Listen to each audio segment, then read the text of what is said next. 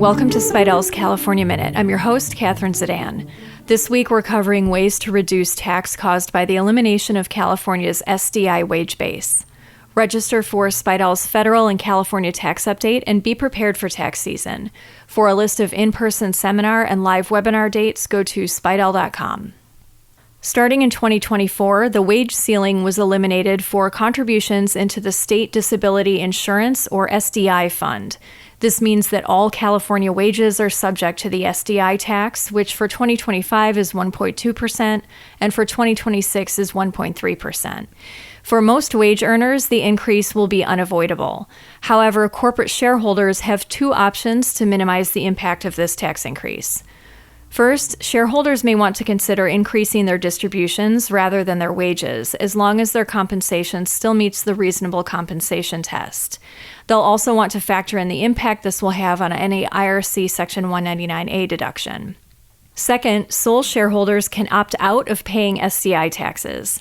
Under California law, an officer of a private corporation who is the sole shareholder or only shareholder, other than their spouse, can elect to exclude themselves from SDI coverage. The exemption applies only to SDI and not to federal or state unemployment insurance taxes. Individual proprietors, LLC managing members, and general partners can elect to apply for SDI coverage known as Disability Insurance Elective Coverage.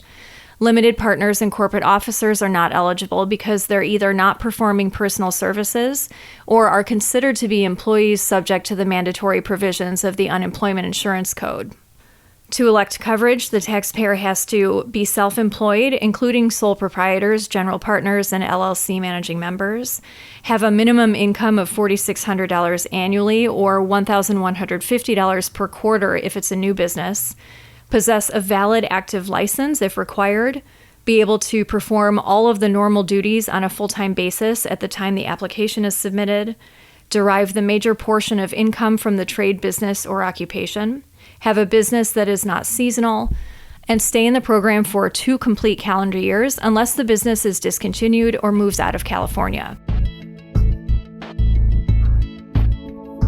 There are also ways that employers can minimize the SDI tax increase on their employees while potentially also offering greater benefits. California allows employers to offer a voluntary plan in lieu of participating in the state's disability insurance program.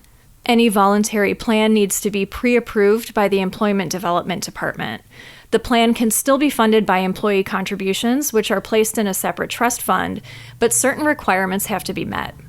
California law requires that a voluntary plan be one that obtains written approval from the majority of employees eligible for coverage, cannot cost employees more than SDI, provides all the same benefits as SDI plus at least one benefit that's better, allows employees to reject the voluntary plan and choose SDI coverage, in which case the employer will still be required to collect and remit SDI taxes on behalf of any employees electing SDI coverage.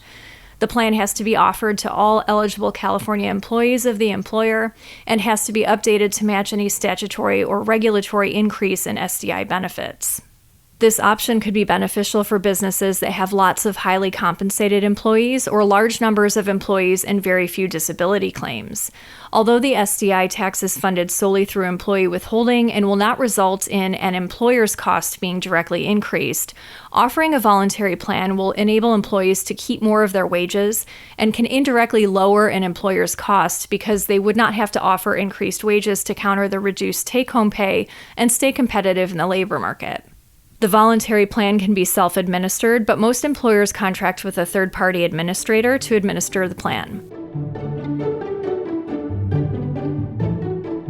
Spiedel's analysis and explanation of California taxes is the most complete and best-priced California tax guide available, and it's currently being updated to reflect 2025 law changes, including the new conformity bill. You can pre-order a print or online version of the 2026 edition at spiedel.com under Publications. That's all for this week. Join us next time for another episode of Spiedel's California Minute.